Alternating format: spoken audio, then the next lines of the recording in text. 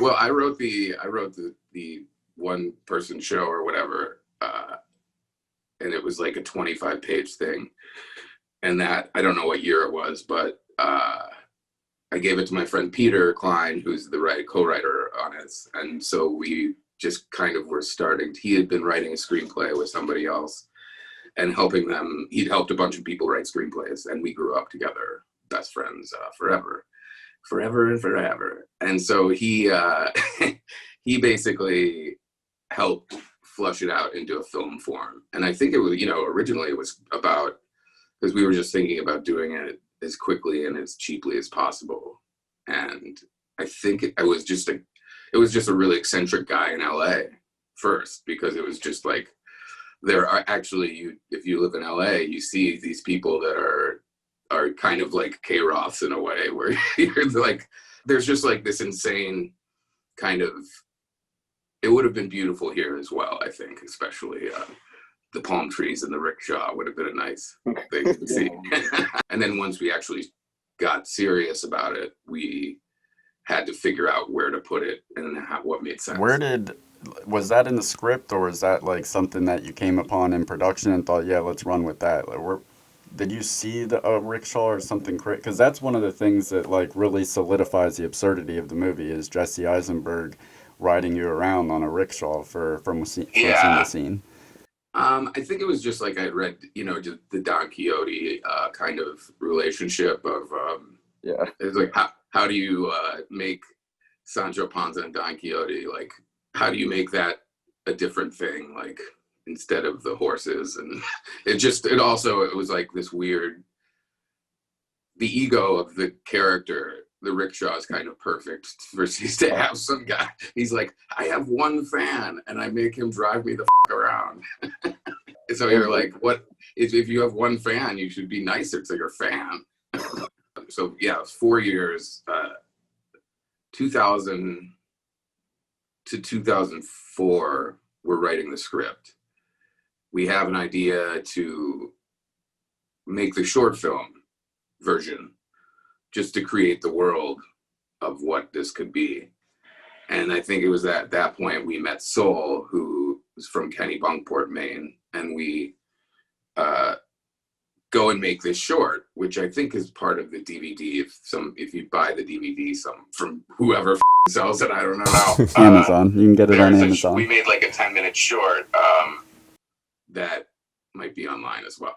But it was like the first incarnation, and it was about me moving into this boarding house, and like the boarding house that he lives in the thing. So it's just this kind of thing about him meeting how he met Mills. Mm-hmm. So we did that, and then through that we kind of got funding and just got it closer to being made. And then Soul was like, yeah, we can do this in Maine, in Kennebunkport, for very low amount of money, because I know everybody, and everybody's kind of like still has this communal feeling where they just like love to help out. And it was just really, that was inspiring to see. We got so many locations for little to nothing, and people were just really supportive of a movie being made there. So we made it, took forever to edit, and I guess we premiered in 2007, I think, at Cinevegas. So yeah, it took a year to do the music and to finish the editing. I mean, it went from 2 hours, we cut so much stuff, and it was just kind of super hard, but it's such a specific movie. The longer it gets, kind of, it would wear. I mean, there was a 2-hour version, and it was like wearing people down. So it was, what do you take out? How do you take it out? And then doing the score, which was so fun to do, but it was the challenge. And then we premiere, we got these, I don't remember their names, but so I can say they're dodgy. We got these like reps, like at the Cinevegas Film Festival, and people are trying to sell it. People are like, no, we should get an endorsement from somebody who's famous, because Mike and Ken have this video right now. Maybe we can get Will Ferrell to get. I mean, it really got into these things where we were holding it because we were waiting on a better situation to release it in.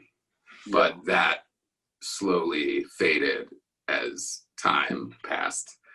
And so it didn't come out till 2010 because of that.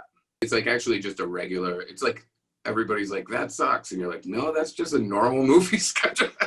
It's that stupid and weird that it's like you can't, it's not, you're not able to just cut 2 years out of the process for if you, because you don't like it. My friends and myself, we really made something that, you know, you have, I think to make a movie like that, you've got to have this kind of sincere delusion that you're doing something very highly correct. And so once it was so funny because there would be great reviews when it came out at Cinevegas, and then there were some that were just brutal.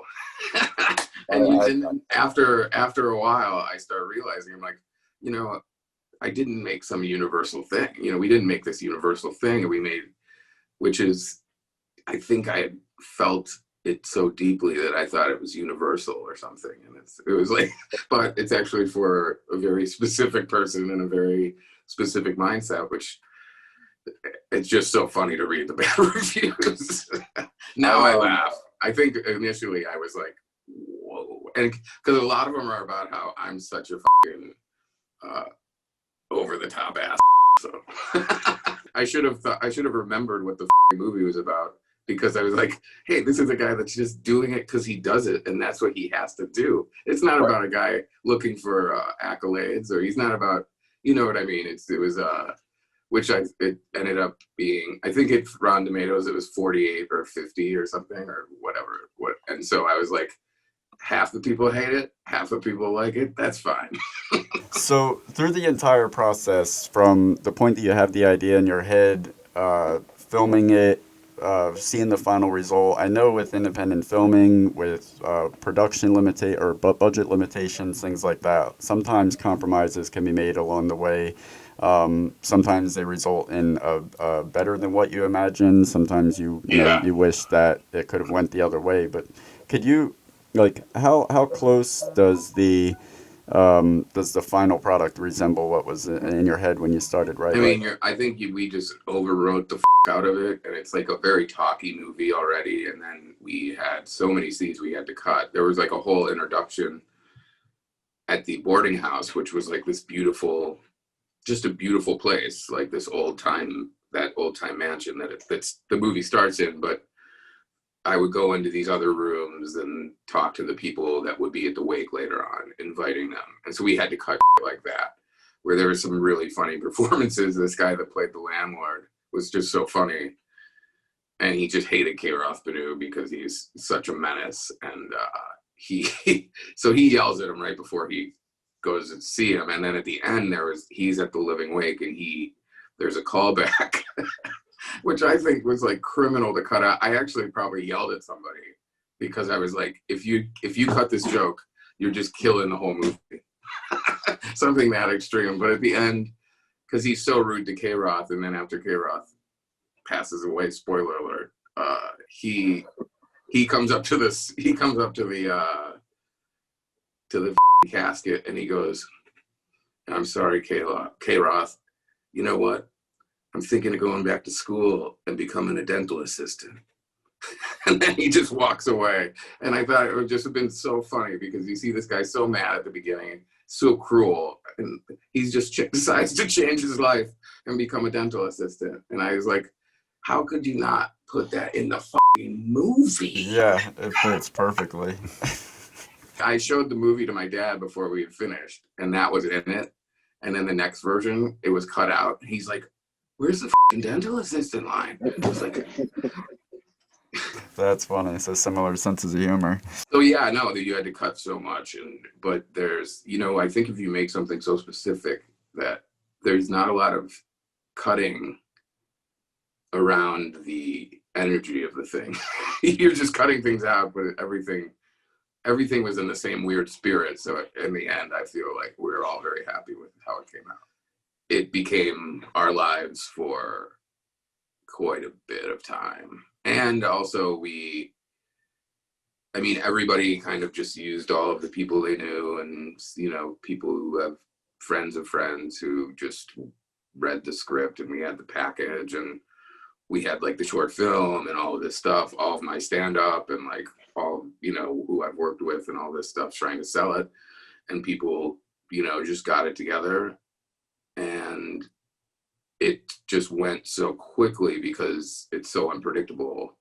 And I think we just got this weird momentum. And then everyone's like, this is not going to not happen. This is not going to not happen. So if I think if like 5 or 10 people think something's not going to not happen, that powers through a lot of missing money. And like if you're low on money, somebody goes and figures it out. You become so weirdly creative, and when you just really need to make this happen. And at a certain point, it's too difficult to stop the train, so you have to figure out these kind of harebrained schemes to figure, to get done.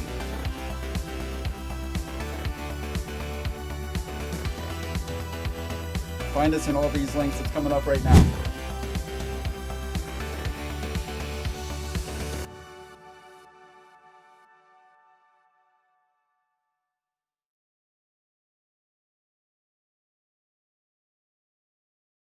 That's the trailer.